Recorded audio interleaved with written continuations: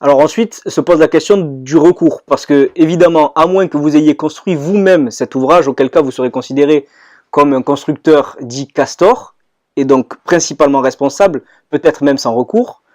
En théorie, si vous avez simplement fait construire votre ouvrage, votre maison, vous avez des recours. D'abord, peut-être un recours et une garantie de votre assureur. Vous avez peut-être souscrit une assurance dommage-ouvrage, auquel cas cette assurance garantira le litige dont vous seriez potentiellement responsable vis-à-vis de votre acquéreur.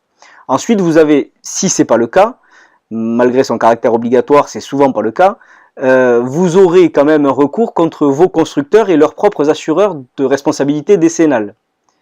En pratique, que vous soyez vendeur ou acquéreur, évidemment la situation ne va pas être la même. Si vous êtes acquéreur d'un ouvrage construit depuis moins de 10 ans qui subit un désordre que vous considérez comme important, vous allez aller rechercher la responsabilité de votre vendeur.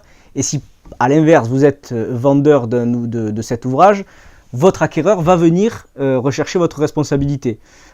Ensuite, va se poser la question des recours contre les entreprises et leurs assurances.